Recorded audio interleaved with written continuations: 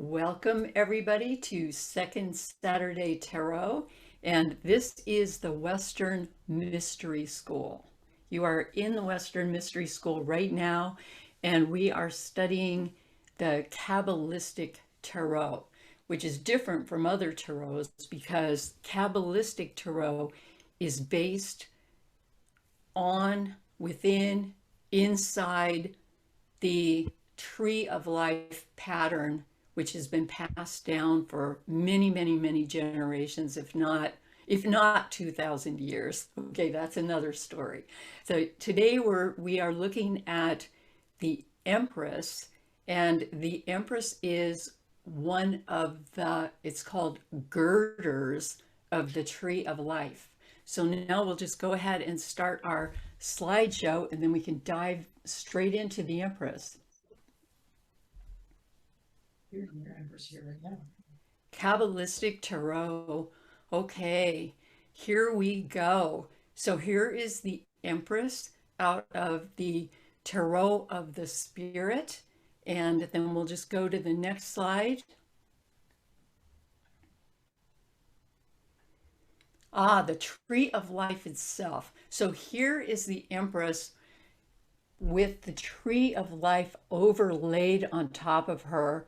And I believe that all of you know that every card of Tarot of the Spirit is painted upon a diagram of the tree of life.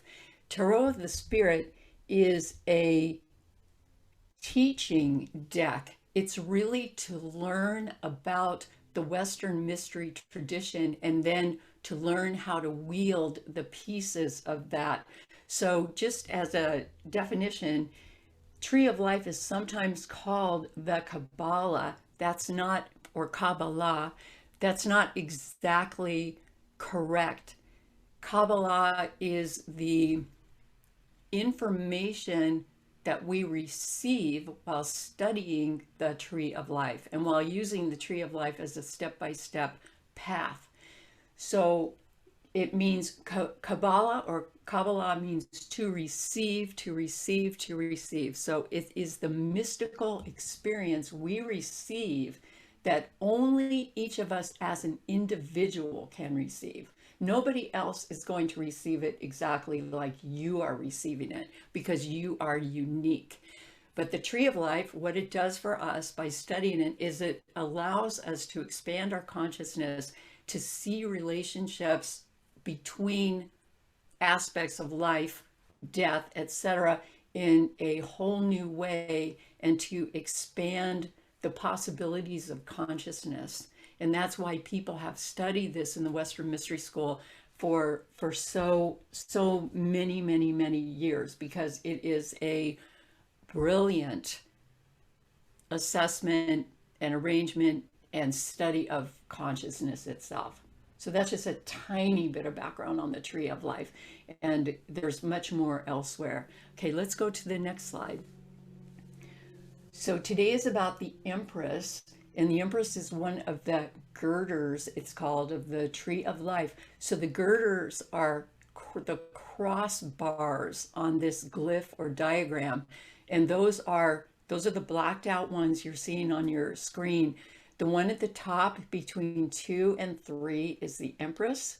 The next one down between the 4 and 5 is Strength. And then the next one down between the 7 and the 8 is the Tower. So today we are looking at the upper girder of the Tree of Life, which is who is the Empress. Okay, next slide. Okay, here is the upper girder zeroing in on the Tree of Life, the upper girder between the number 2 and the number 3. Okay, next slide. This is really important. This would be true for all of the paths of the Tree of Life, but I want to particularly emphasize this for the Empress. The Empress girder is permeable. There is an energy flow that moves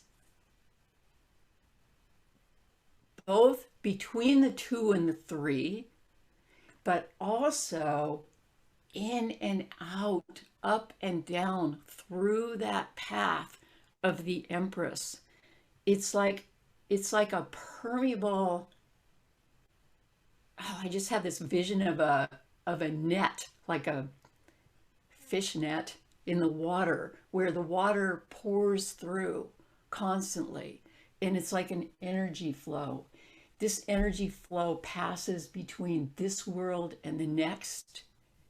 It opens the flow between dimensions, and it is a flow between materialization and dematerialization. And what that means is that as energies pass through that flow, they become luminous matter. Luminous matter is what we can see, touch, feel in our world. That's us, that's our lives. And when we pass out, we dematerialize. So the Empress is like the passageway into and out of, into material, and then the immaterial, the dematerial, or the unseen worlds, dark matter, from which everything emerges, the field. Okay, next slide.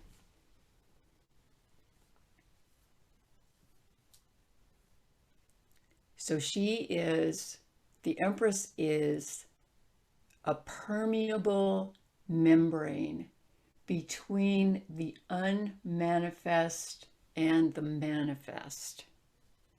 Okay, so here she comes. Here we come, and here comes the Empress. All right, next slide. The girder of the Empress, okay, the cross beams are really important. The girder is a cross beam of the tree of life. This girder supports what is called the cosmological or supernal triangle. There are three major triangles in the tree, and today we'll just talk about the one at the top of the tree, which is composed of number 1, number 2, and number 3, and that is known as the supernal triangle or the cosmological triangle. Then the second triangle down, which we will not be talking about today, is 4, 5, and 6, composed of numbers 4, 5, and 6. And then the other one is 7, 8, and 9. Okay, so those three triangles, there's the supernal triangle, the ethical triangle, and the astral triangle. So other times we'll talk about the other triangles, but not today. So today, though, we will talk about the supernal triangle or the cosmological triangle and how the Empress fits into that configuration. Okay, so next slide. Supernal means coming from on high, heavenly, or of the sky, generally. Okay, that word supernal, that's an old word. And I say that's an old word because we are continually updating. As I mentioned earlier, only you can receive this information, the Kabbalah, the way you receive it. And as we receive it, we also change it because only you can emit it the way you emit it. Only you are going to be thinking what you're thinking, feeling what you're feeling, loving what you're loving. Only you will be inspirited by the things that inspirit you. They may not inspirit your next door neighbor. They may not bring your next door neighbor alive. Only you are going to know that. And that is the true meaning of Kabbalah, to receive. And then as you receive it, and then as you pass on what you receive in your incarnation, you may be changing parts of what you receive and updating. And that is the nature of the living tree of life. And as it gets passed from generation to generation to generation. And so this word supernal it's an interesting one because the revelation for me, I was fine with the word supernal, which has been passed down for 1,000 years, probably. I was fine with that until recently. Okay, recently means maybe in the last 20 years. Because truly, now that we know what we know about our universe, one of the things we know is um, there is no on high, there is no up, there is no direction. Direction is everywhere, up is everywhere. The earth is turning, the earth is spinning, we're in this solar system, we're in the middle of this universe, we're in some galaxy, and directionality goes everywhere. And so it changes the definitions. Now we know this. And so it begins to change our definitions and the way we use language. So I am I believe in the living mystery school. And what that means is the way that I have received the mystery school in my own education in the mystery school, which is pretty extensive. And then I have given back to the mystery school and I have changed some things according to the downloads or revelations that came to me. And one of the downloads or revelations that came to me was the word cosmological rather than supernal. So I'm still using the word supernal because that's the classic word that has been used. But I have added the word cosmological because cosmological, cosmos is the universe within and outside of us, within and all around us. That's the cosmos, the living cosmos. And the illogical part is a storytelling part. It's like that is the study of the cosmos. Cosmological means the study of the cosmos and what we're making of that. And then we tell a story about it. We piece together a story about it. So the story that we piece together becomes the story of the origins of the universe. So the supernal or cosmological triangle is about where do we come from, where are we going, and then how does it all fit together and how does it work? Explained in this very simple triangle with 3 numbers and 3 paths, basically. Okay, so we'll go further into that. But it's all about the story of the nature of the universe within and without. And the Empress girder supports that story. It's like a support system. The girder in a building, when buildings are created, the cross beams are the ones that are going to support the structure. So the Empress is supporting this cosmological structure and the way we perceive the universe. Okay, next slide. Again, the realm of the supernal or cosmological triangle is about where did I come from? Where am I going? It's the realm of cosmology. That's the story of the universe. It's also the realm of gods, because that's how we perceive, well, is there anything bigger than me? What is it? Is there anything more powerful than me?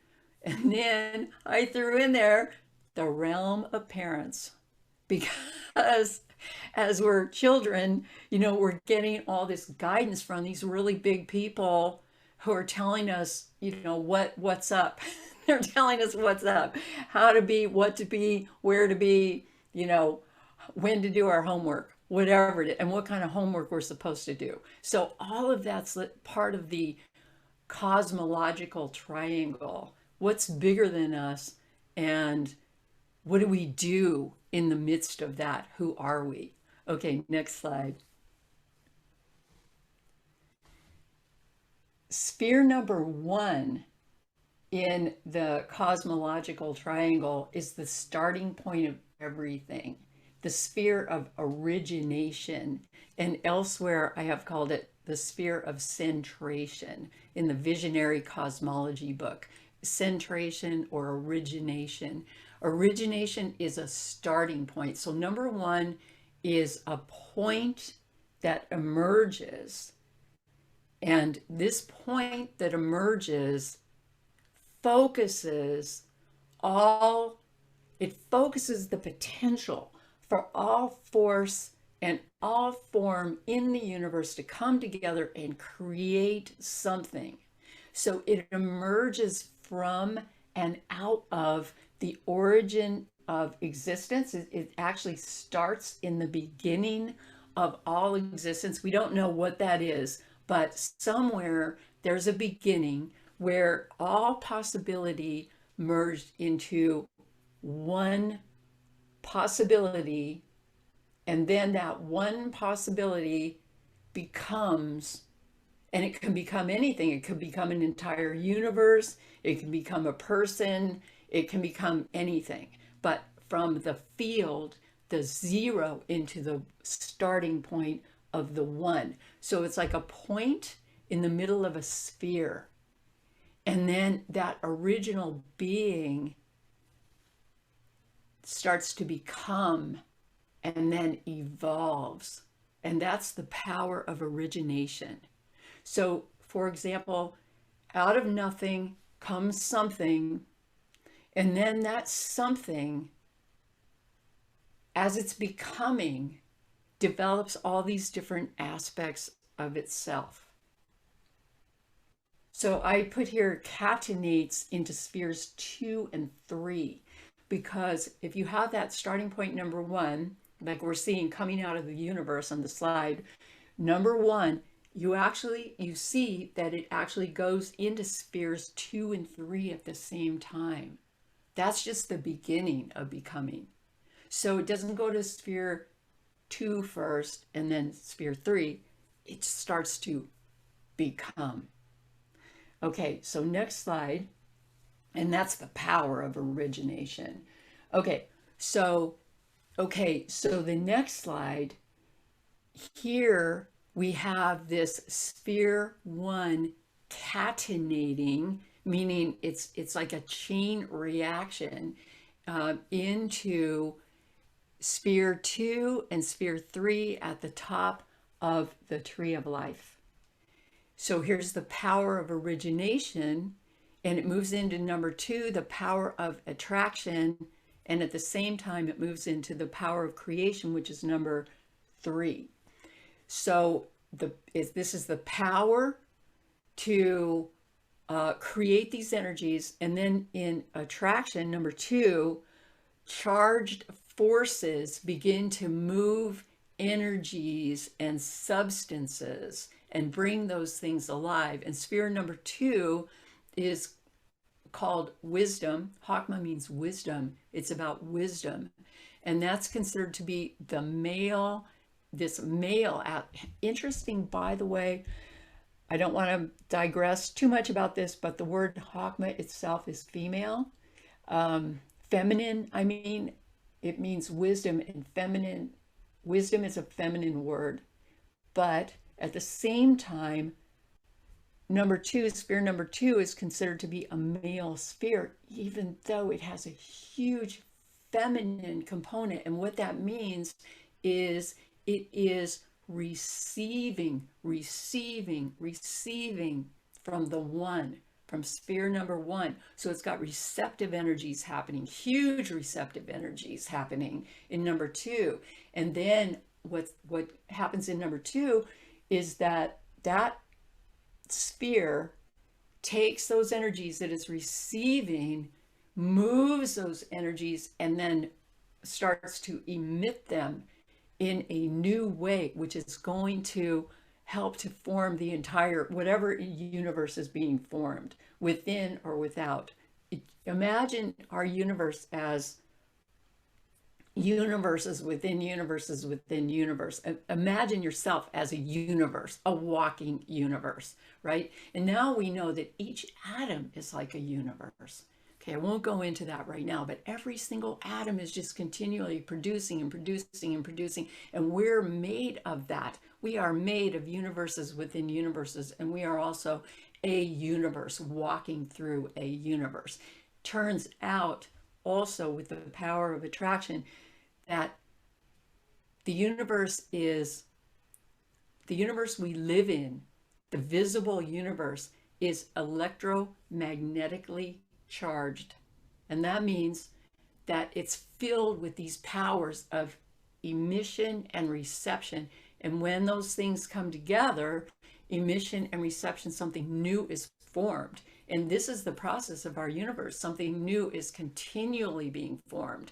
So, and things are leaving, going into new forms and appearing as new forms, but it's all happening. It's all moving energies and moving forms.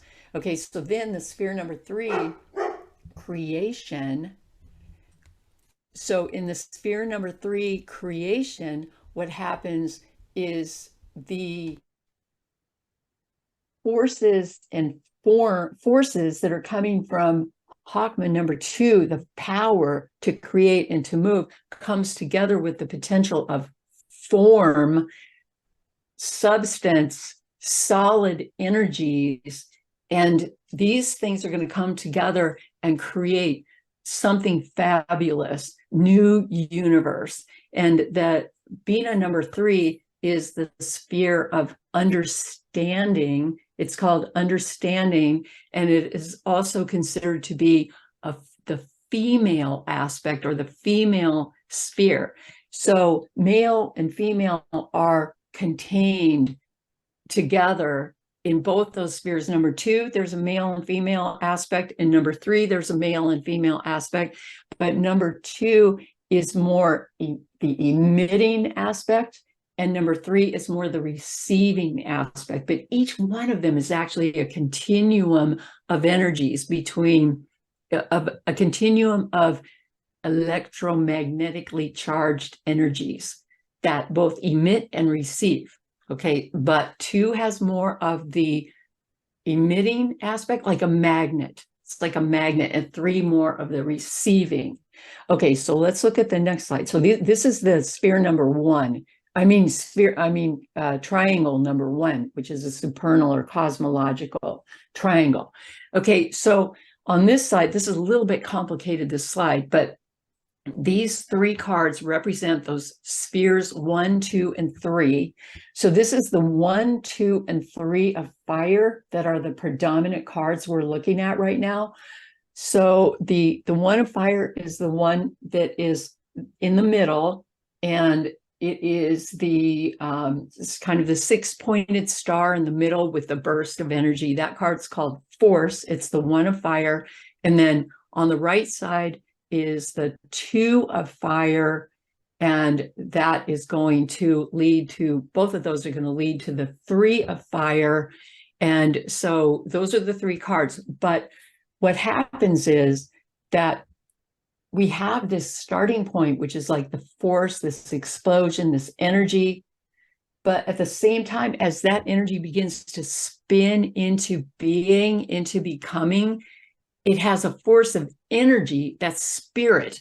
But we also, what happens in our universe is that it's also spinning in the possibility of feelings, emotions, heart, mind, the intellect, and form. That would be the form of becoming. So the cards at the very top, across the top, are the 1 of fire, 1 of wind, 1 of earth. All those 4 energies are going to be working together, but they're all number 1s. So they all fit into number 1.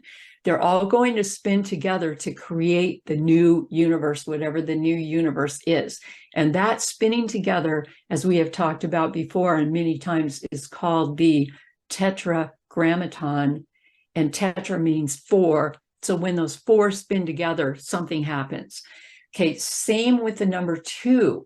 So that number 2 has 4 different aspects. 1 is spirit. I'm going to make this really simple. Spirit, heart, mind, and body. So on the slide, what we see is the 4 twos contained right there in the supernal triangle or the cosmological triangle, plus the 4 threes. So it'd be the 3 of fire, 3 of water, 3 of wind, 3 of earth. So those are 12 cards that all live inside that supernal triangle. So the Empress, which we will go more into now, the Empress is going to be a path that connects or opens the channel between all of the number twos and everything contained in the number two and all the number threes. So if you're working with tarot and you're seeing a 2 or a 3, know that there's a connection. The Empress is going to open a path between those two and open a path between the power of attraction and then the power of creation. And all of this has to do with originating the new. Okay, so they can be put in layers too. I put on the card catenate into all 4 elements, and catenate means like a chain reaction into the 4 elements. So fire, water, air, earth, here it comes. And all of that required for creating life as we know it. And sometimes people look at it as 4 layers of the tree of life. So you could have one whole tree of life that's all fire, the fire cards, spirit, one whole tree of life that is all water, one that is wind, one that is earth. And so they're overlaid, and then they will become, sometimes you will see them all together, squished together into like these spinning energies of creation. So it may not be together, or it may be together. It's all the potential for creation suspended until the right thing happens, which is some kind of movement, some kind of wave, some kind of energy that sets it in motion. And then it all starts moving. Okay, so next slide. Okay, this one shows the 1, 2, and 3 on the supernal triangle, but also there are paths that connect not only the 2 and 3, but of course the 1 and 2 is connected by a path, and the path that connects the number 1 and number 2 is the Fool, happens to be the Fool, 0, and the path that connects the number 1 and the number 3 is the Magus. And then we have the Empress. Now she's really stretched out across the bottom because she's the one I want to emphasize. The Empress is going to connect the number 2 and the number 3 in the supernal or cosmological triangle. So what we wind up with in this supernal or cosmological triangle is 3 spheres, number 1, number 2, and number 3, which include those 12 tarot cards.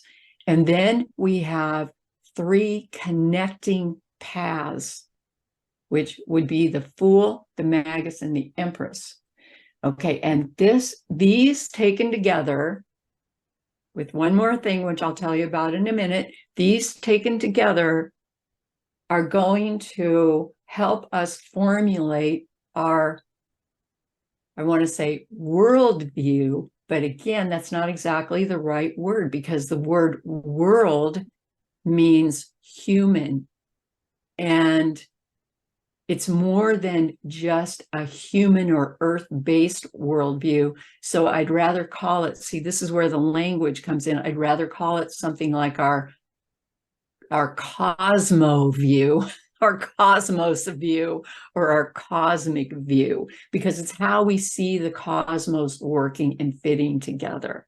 And now we know so much more scientifically than we did 1,000 years ago, or we know in a different way. So our view of the cosmos is contained within these elements. Okay. Oh, and so I wanted to come up with one word just for the moment for those 3 paths, those 3 connecting paths. So with the Fool, I came up with all potential. So this is to make it like as simple as possible. For the magus, the word that came was alchemy, because the magus is wielding all these different aspects to bring in the new. So it's a very alchemical kind of creation. And then the Empress is creation itself. Okay, so there we go. All right, let's go to the next slide. Supernal triangle. So here we go again. The supernal triangle is the top, at the top of the tree of life. That's very clear now, right? The top of the tree of life, and it's also at the top of the path of the arrow, which we have talked about before and we'll talk about again. The path of the arrow is the middle pillar of the tree of life that goes from the number 10 at the bottom to the universe is the next path up, to the number 9 sphere, to temperance, next path up, to the number 6 sphere, to the high priestess, and all the way up to the top, to the supernal triangle. That's called the path of the arrow. And then the supernal triangle is the arrowhead. It's a point at the top of the tree of life. So I picked out this symbol, this Trinity symbol, to represent the feeling of that arrowhead and the connections between the spheres, sphere 1, sphere 2, and sphere 3. Okay, all connected together, all moving together, and all creating our cosmological study of the cosmos and story of the cosmos, our cosmological view. Okay, next slide. Okay, this arrowhead, the number 3, the Trinity. So sphere 1 branches into spheres 2 and 3 simultaneously. This is repeat because we learn it by repetition. That's the way it really goes in. The Trinity of this supernal or cosmological triangle is a power that underlies, overarches, is behind, is before, is without, and is within manifestation. So all of the things that are contained in this, I'm just going to call it the Trinity at the top of the tree of life, contain all those different tarot cards that we just talked about, plus more. Okay, so next slide.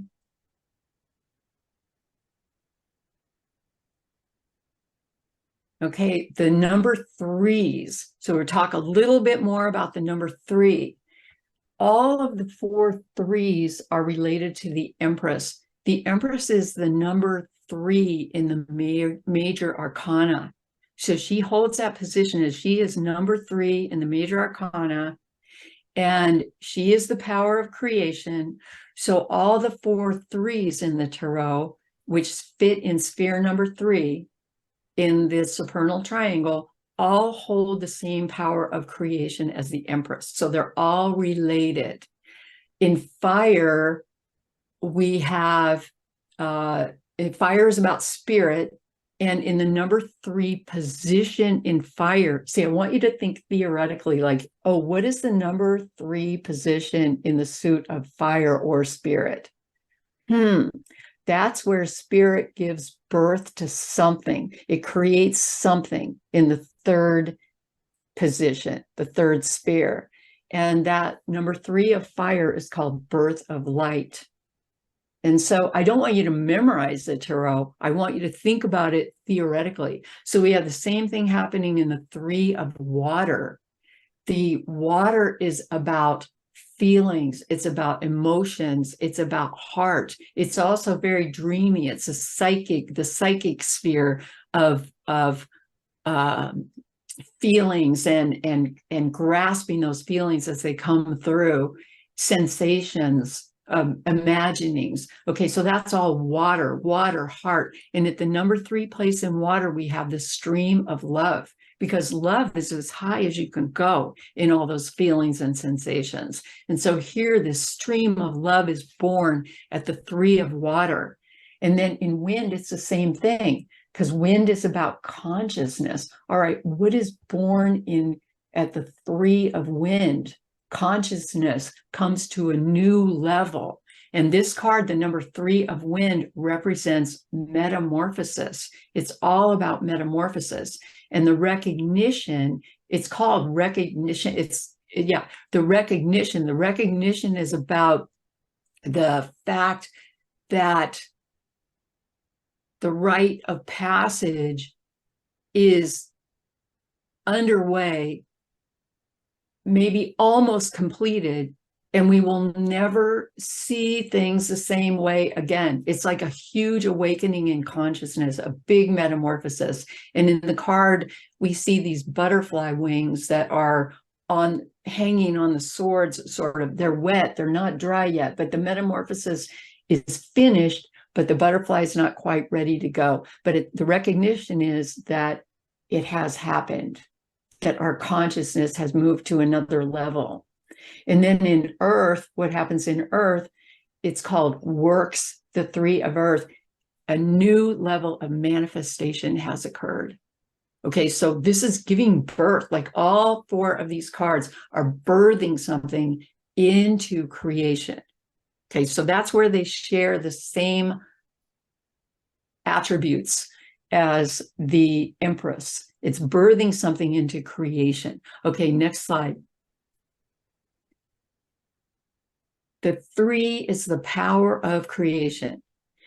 The Empress gives birth to idea.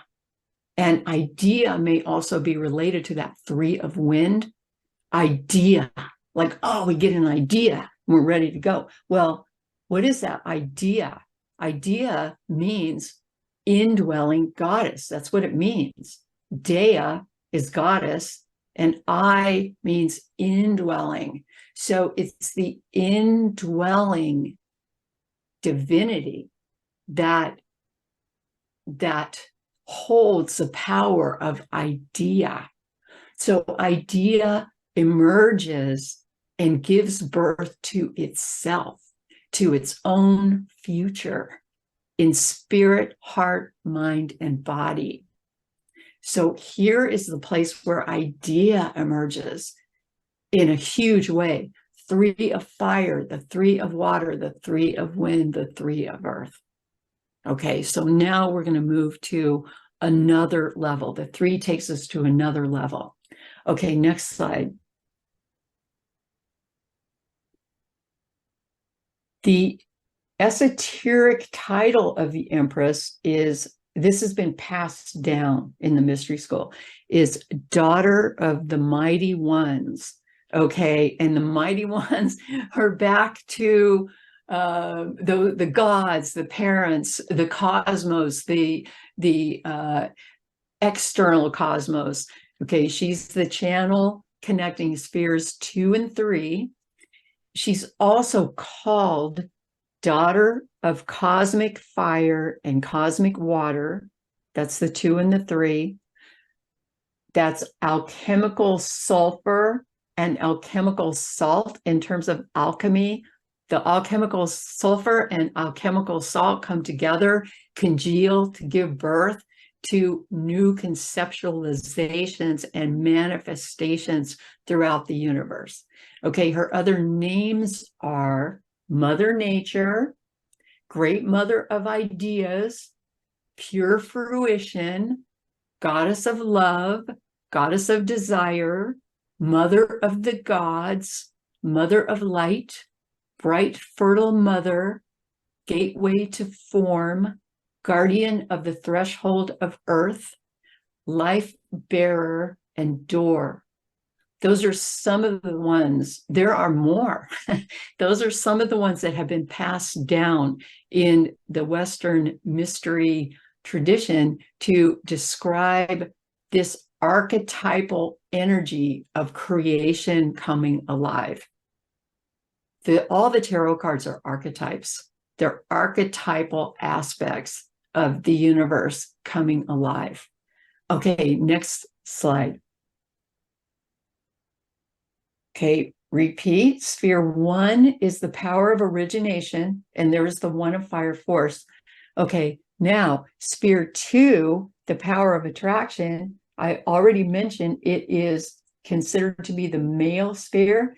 It's also the sphere where the fathers of the tarot live, or they live in or around sphere number 2 in the supernal triangle, in the cosmological triangle, that male emitting energy. And that sphere number 2, the male sphere, is going to receive energies directly from sphere 1, which I already mentioned, and also from sphere number 2 via the path of the Empress. Okay, so those are going to move into sphere number 2, and then everything will be ignited there in sphere number 2.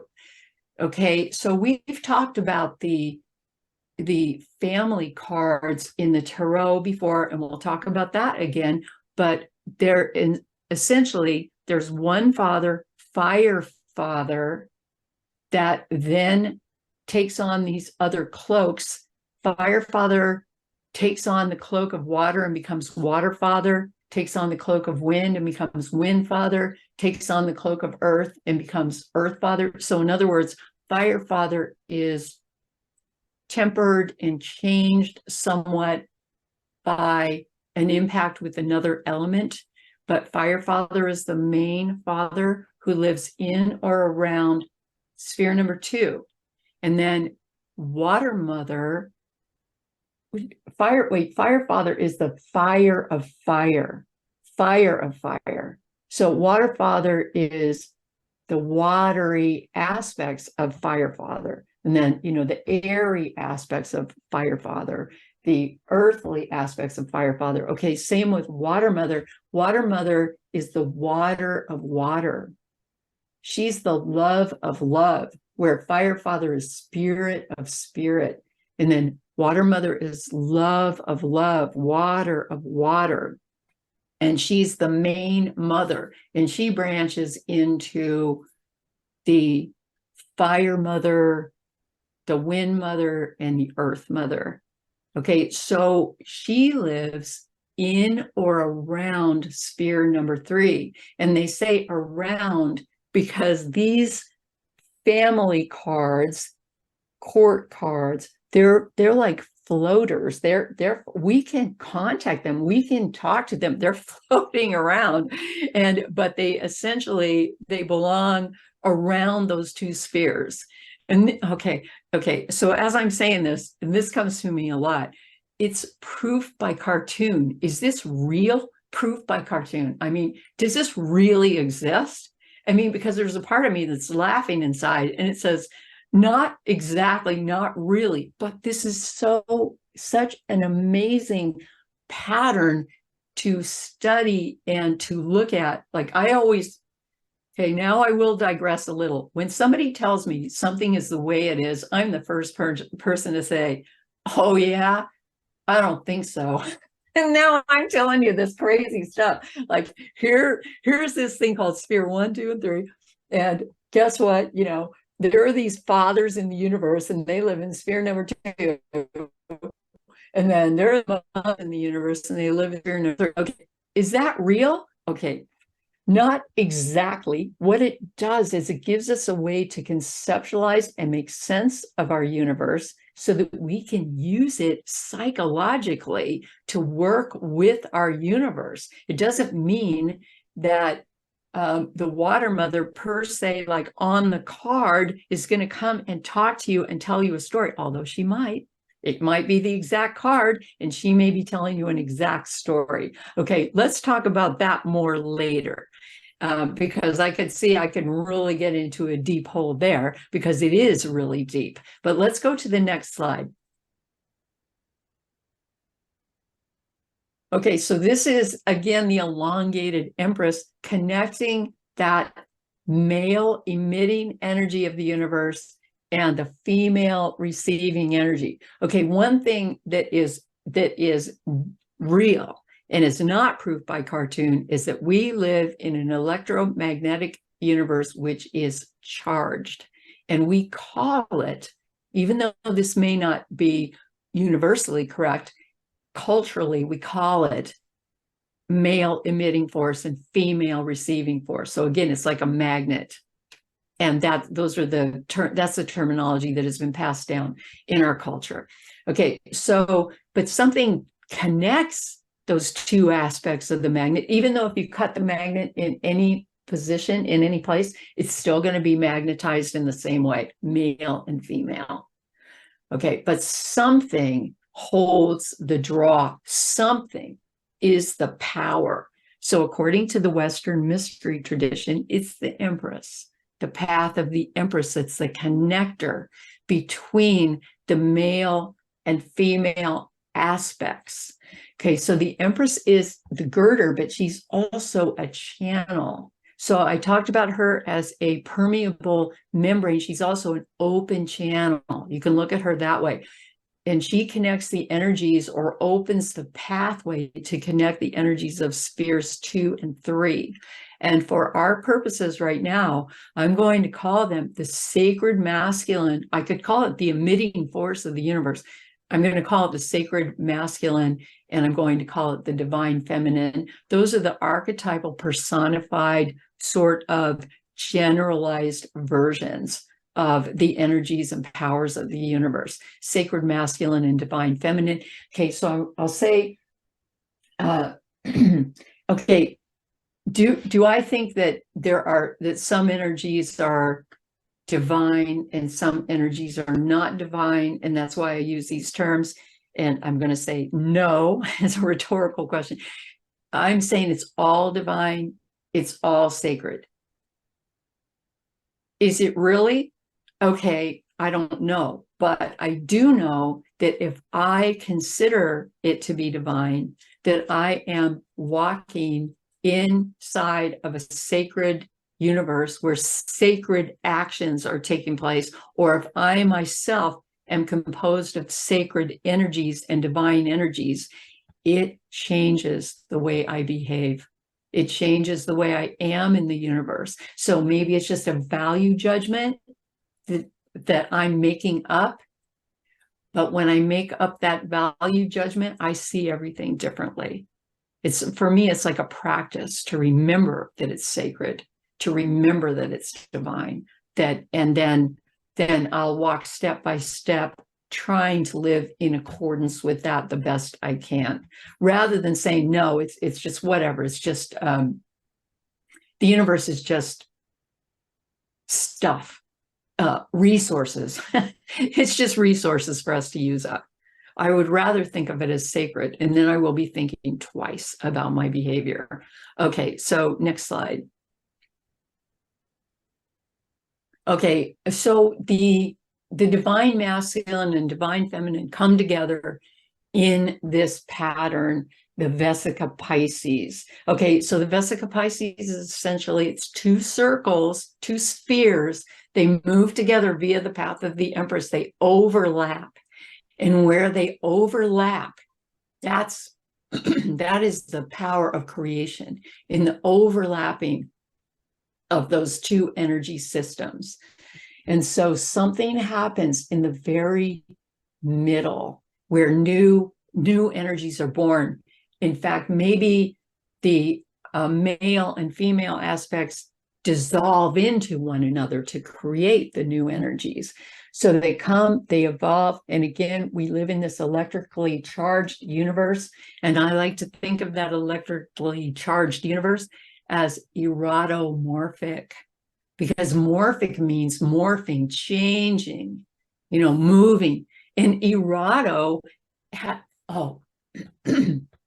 love this term, eros, because eros is, well, the way I live on a crumbling, I live on the top of a crumbling cliff, and that is not a metaphor, but it becomes a metaphor. I live on top of a crumbling cliff 100 feet over the ocean. Okay, so the ocean, especially right now with the rising sea level, comes and digs out the substrate of the cliffs. That's the bottom of the cliff. So the ocean comes up higher, digs out the bottom of the cliff, and then, you know, the cliff will fall and it crumbles and it becomes beach and all of those things. The sky, which is filled with the wind that impacts the wave action and all of it. So all those things taken together, the storms, the winds, the tides, the waters, the beach, the cliff, it's all this super heavy duty kinetic moving energy, which is like erotomorphic. It's all about erosion, eros. It's attracted. The powers bring it together. The powers of the erotomorphic universe raise the waves, the moon, the gravitational pull. All of it works together to create this living, morphing, continually morphing universe. And it's all about the power of attraction and the power of creation. And that's why I don't move. I haven't moved yet to another place, even though I know it's eroding, because I find it so interesting. The power of eros close up. It's like cosmic eros, erosion. Fabulous to be part of and to observe. Very inspirational. If it's very inspirational if you're an edge dweller. So if you like it on the edge. All right.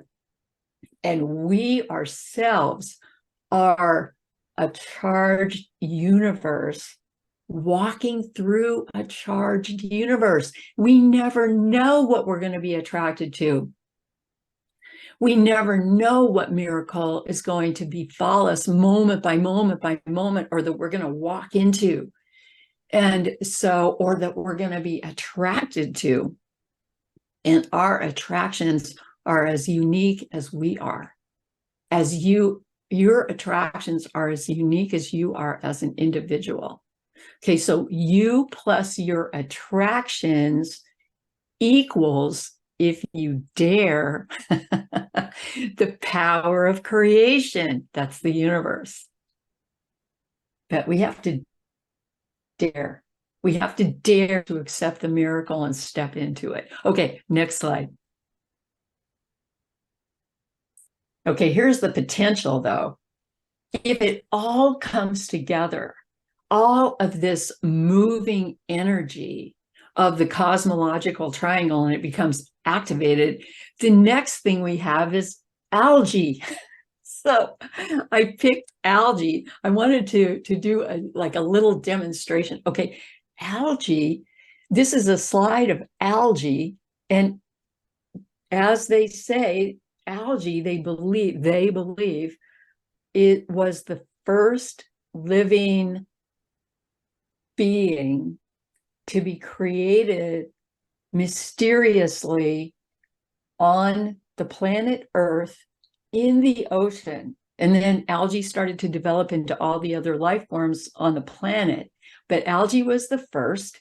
And, you know, theoretically, algae was created when lightning hit the water. Okay, so it sets something in motion.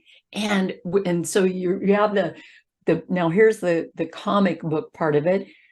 You have the tetragrammaton, which is the one of fire, one of water, one of air, one of earth, and they're just hanging out separately in the ocean, but nothing's happening. They're there. The potential is there because it exists throughout the universe. Now here comes the lightning. It hits the water and they're drawn together, they're pulled together, they spin, and out bursts algae. Algae, the most amazing substance on the planet Earth. Okay, so here we go. That is the power of emergence. So spheres 1, 2, and 3 become emergence, and emergence is another name for creation. So the algae emerge from sphere 1, sphere 2, and sphere 3. Sphere 1 is called Keter, and it means crown of creation. That's the place of origination. Sphere 2, Hakma, wisdom. That is the power of discerning emission, because it's attraction, but the attraction is generally discerning. We're not attracted to everything. We're only attracted to the things that really call us. Okay. And then sphere number 3, Bina.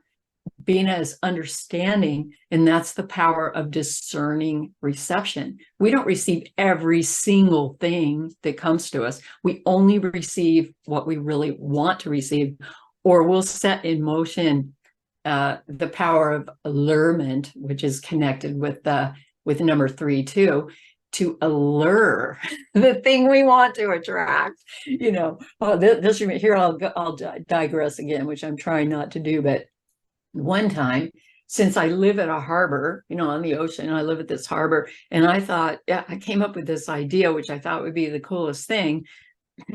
Excuse me, you have to forgive me here, because this is like 30 or more years ago I came up with this idea. I'm older now.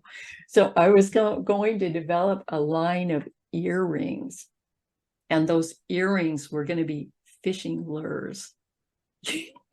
Like with feathers, and like a fishing lures, and they would be the power of allurement or attraction, so you could wear these fishing lures and I don't know, attract a fisherman, I guess, or maybe a shark. I don't know. Anyway, okay, enough of that. All right, next slide. Okay, here's the power of 3 again. Okay, repeating the power of 3. So it turns out the Empress is related to 2 more major arcana cards. The number 12. Why? Because 1 + 2 = 3. So it's numerological. And the number 21, because 2 + 1 = 3. So they both go back to 3. So these 3 cards are connected and all contain the creative power of the number 3. The Empress, it conceives and births the luminous child of the universe. Now, that child could be a child of spirit, heart, mind, or body. Any of the forces and forms in the universe she could give birth to. Well, the Hangman, number 12, is a card of metamorphosis. It is primal water from an astrological point of view, and the Hangman is a womb. It's a womb where things happen and they gel.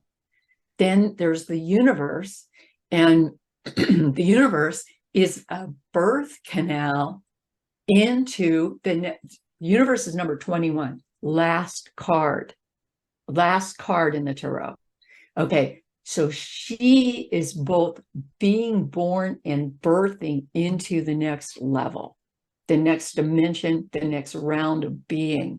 And so what we're looking at here is actually a birth canal. It's blue, but that's a birth canal. Okay, and here comes the Empress, and she is now becoming a path into the next world. Okay, birth canal into the next existence or next layer of existence. Okay, so all 3 of those cards are related. All right, next slide. All 3 have to do with the power of 3. So the Empress is the power of 3, creation.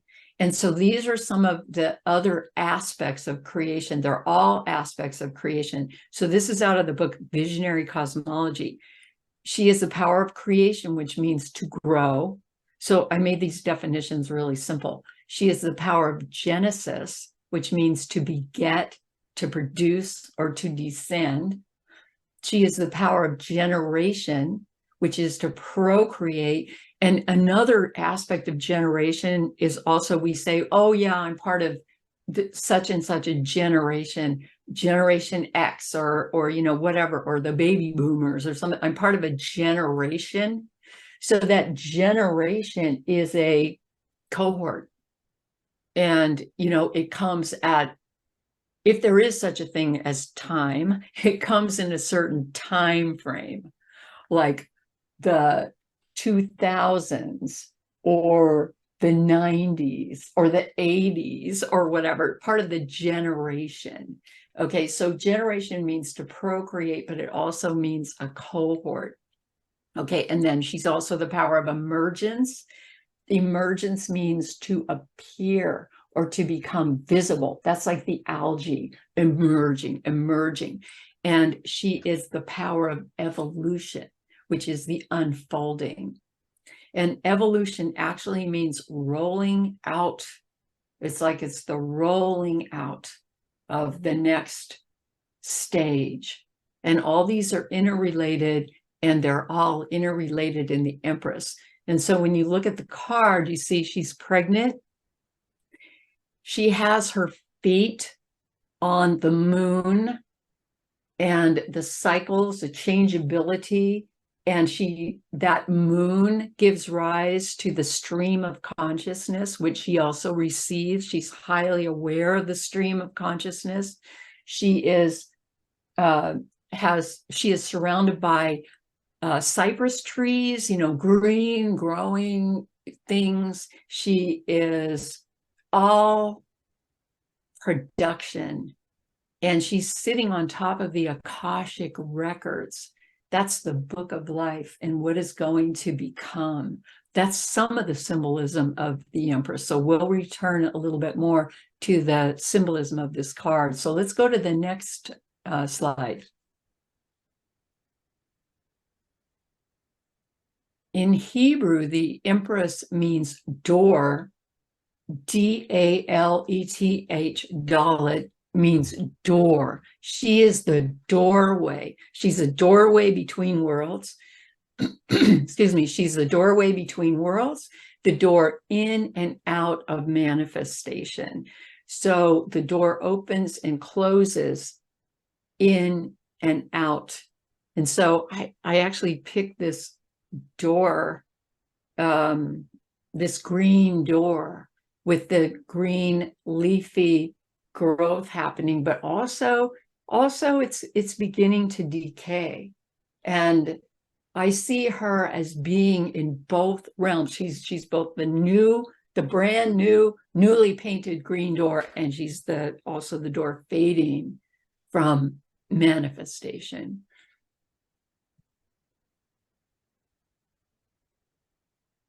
Okay, next slide.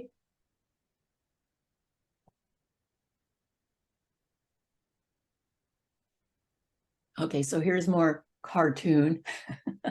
The Empress is the door into being and becoming. So I picked this fantasy person walking toward a fantasy door. This is out of Tarot of the Spirit, the meditation from the Empress.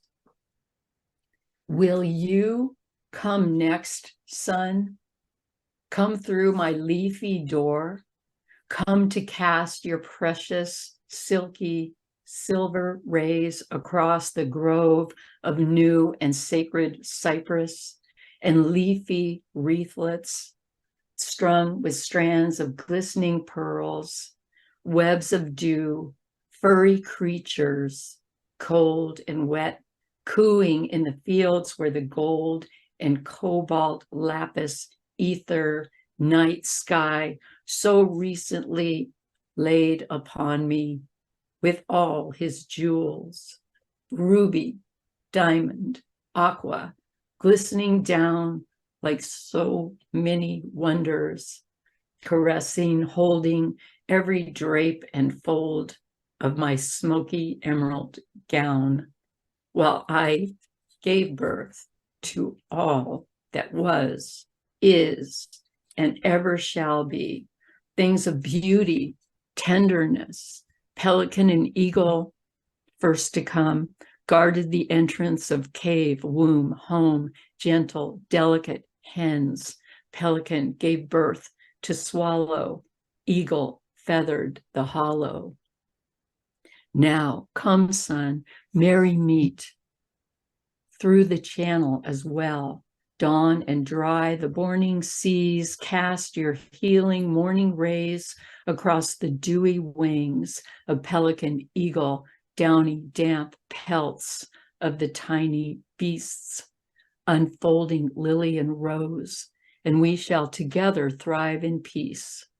Come, sun, merry meet, and part in mirth.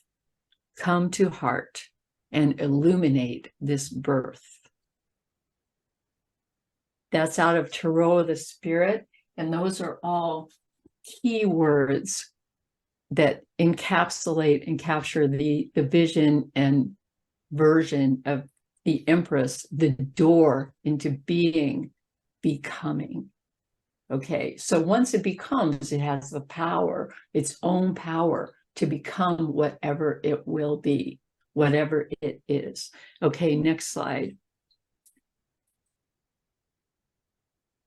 The Empress is Venus. That's the astrology associated with the card, the passion of the cosmos awakening. Love sets the worlds in motion. The cosmological triangle is the universal love story in motion.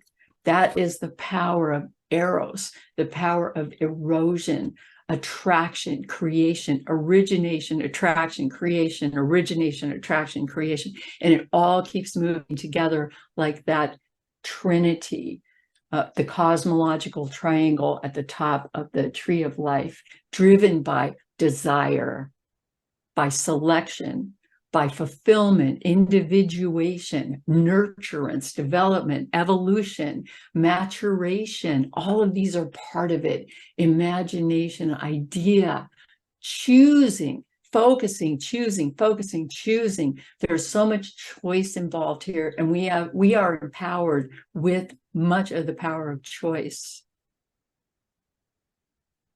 It's about releasing too, because it goes both ways. It comes in and it goes out.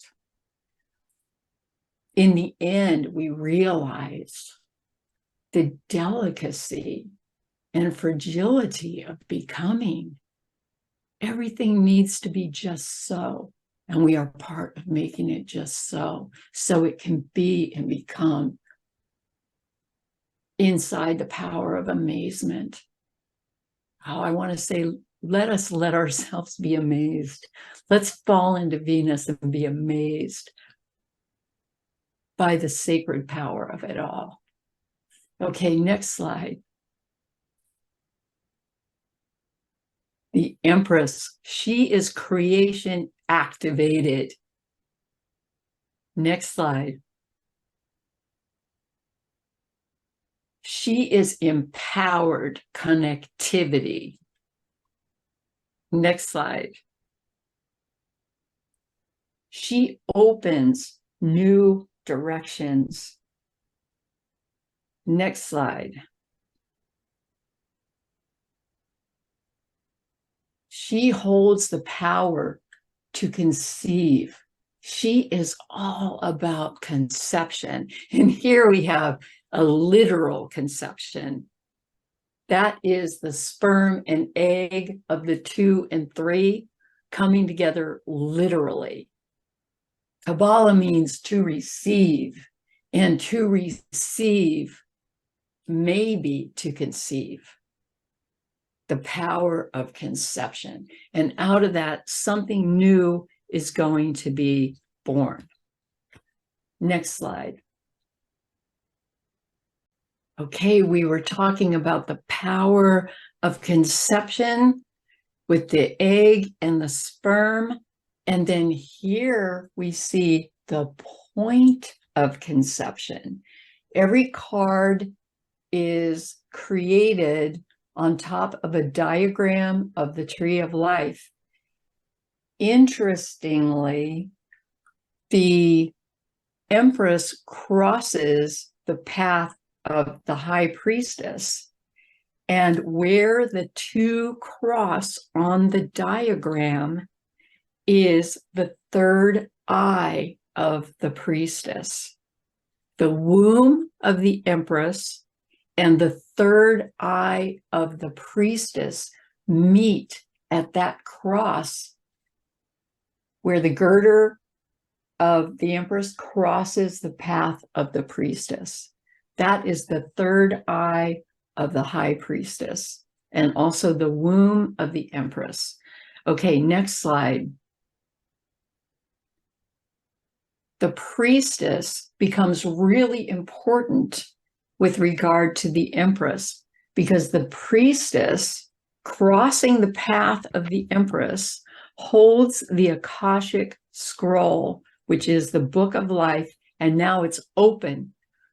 The Empress is sitting on it, and it's just rolled up, but now it opens when this conception has occurred, and the story begins to flow into manifestation.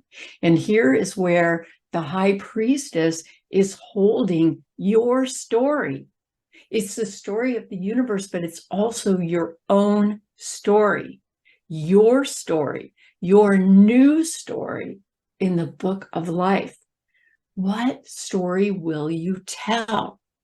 That's part of the freeing aspect that comes up with the study of and the immersion in the tree of life. It's like, oh, I'm part of the universal story. I am the cosmic story. I am the Empress becoming empowered. I am the priestess stepping into the power of my own story. What story will I tell? Okay, next slide. The Empress is the doorway of imagination. Next slide. And imagination is everything. It is the biggest mystery of all. People say, oh, yeah, that's just in your imagination. Okay, let's think again. What is imagination but consciousness in full expansion? Imagination is everything, the greatest mystery of all. And here is where energies come to us through that permeable membrane of the Empress, and the Empress becomes our muse. The Empress is like a muse, or when we're in connection with the muse, the Empress energy is alive. I'll put it that way. The muse, the dream, the download.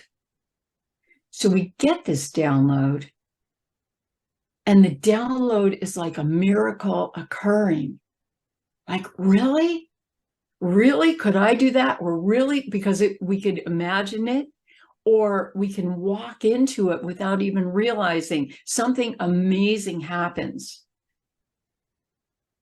But then when we get the opportunity to act on that or activate that, it becomes up to us to go forward. So it's all about our intuition in terms of receiving it. And then we need to have a lot of self-esteem in order to walk into new situations that we haven't been in before. So it's like trusting ourselves and giving ourselves permission and saying it's okay to step outside the box, the known box, whatever that is, to recognize that the miracle has occurred and then to embrace it. That's the potential that is existing here. In that, sometimes in that dreamlike state we might be in, especially if you're an artist or writer or something like that. You know what that is. You know what that is. And then you get the inspiration, right? Okay. Inspiration, by the way, I love that word. Inspire means, technically, it means to breathe in fire. And fire is spirit. So it's like, yeah, take the breath, breathe in the fire. That's the inspiration. And then let's go. Okay, next slide. Here's Einstein. You've heard this quote. Imagination is more important than knowledge, for knowledge is limited, whereas imagination embraces the entire world stimulating progress, giving birth to evolution. Okay, and I believe that too.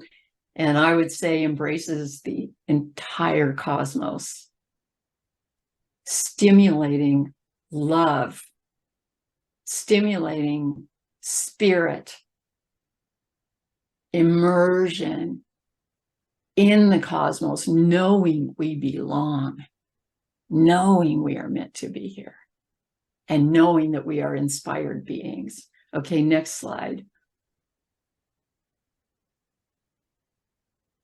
So the Empress is all about combining and creating new cosmologies out of that supernal triangle. And as we participate with that, the story of the universe changes. Okay, next slide. The Empress opens consciousness. And then we think anew, whole new ways of becoming. Next slide.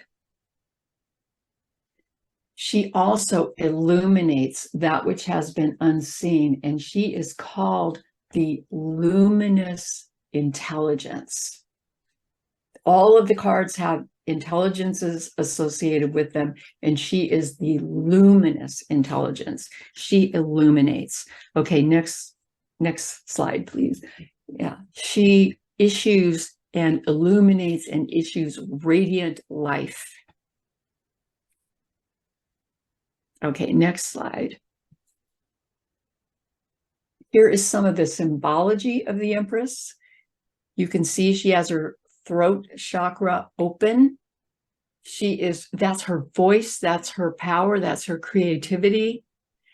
And you see on top of her head, there is an eagle, which fits into sphere number 1, Keter. And here I want to mention the case of the missing eagle. Because you're going to notice, okay, see the difference in these cards on the one on the left, the one in the middle, the one on the right. See the eagles missing on the left and the right? Well, at a certain point in time, the eagle disappeared on the card. I had nothing to do with this, but it was someone in the United States or China who decided to Photoshop out the head of the eagle so as to make the Empress fit better on the tarot box. Okay. I've never been able to track down who did this, how, why they thought they could do that. But what I do want to point out is how important the symbolism on these cards is, because that eagle is clear sight, clear energy. And the eagle is the one mythologically, because these cards are all mythological, the eagle is the one mythologically who is said to fly closest to the sun. That's the luminous intelligence and the power of that. Okay, and when you take the eagle out, it removes the Empress from the power of illumination. So if you see, you're the only ones who are going to even notice this probably, because what wound up happening was some of the versions of the tarot of the spirit are missing the eagle.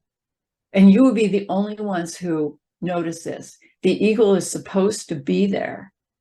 And it's never been completely resolved, because once something like that happens, you can't backtrack. And this isn't this. I bless U.S. Games. I love them so much. At the same time, here's an argument for independent publishing where you have complete control over every single thing that you are producing. Okay, enough said about it. So the case of the missing eagle has been going on for a few years, and we're in some cases still trying to find that eagle who flew off somewhere.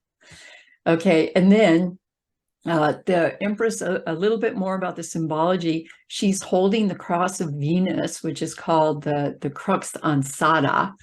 And that is appearing in the sphere number 2. In sphere number 3, there's a dove fluttering out of that female sphere.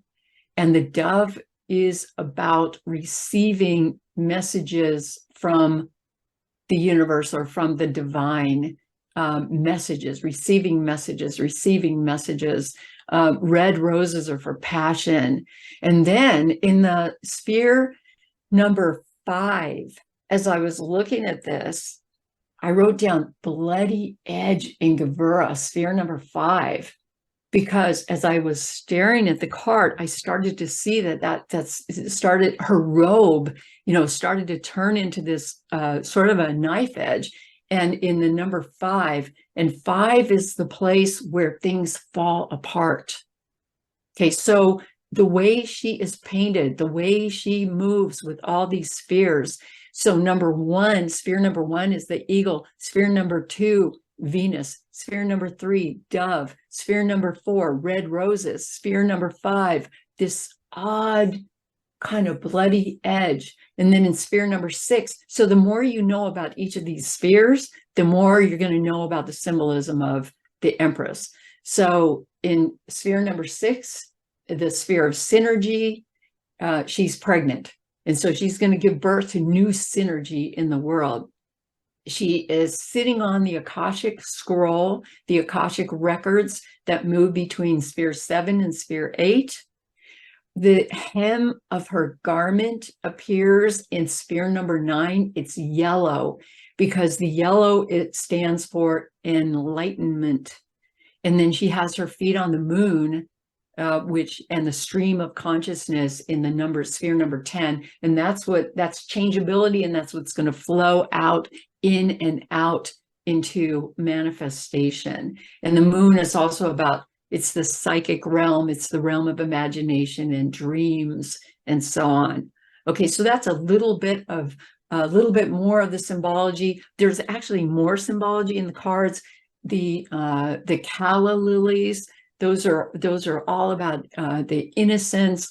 The yellow color that appears throughout the card is all about enlightenment, and the green, or moving to a high level, and the green energies are all about growth. So the more you look at the cards, the more symbols you see, the more geometric symbols you see, and yeah, it just keeps coming alive. Okay, next slide. Here is the mystery of the Empress, and that is the one in the many and the many in the one. And this applies to manifestation. I am the sparkling channel of luminous energies creating. I am the sparkling center that illuminates and nurtures all that I love. I am the luminous sea of creation, conceiving, sheltering, and forming. I am the door. I am the way. I am the mystery of the universe becoming. I am the universe being. I am the universe becoming. I am the universe creating. That's each of you when you step into the power of the Empress and you hold that Empress within your body, because we are all of these mysteries of the Tarot. They are our mysteries to activate. We can activate these mysteries. Okay. And I would like to bring this to an end with the statement about the Empress from Kabbalah and Tarot of the Spirit. This is the petition to step into the energies of the Empress. May I become a channel flowing with the beauty of creation. May the spirit of creation be freed within me.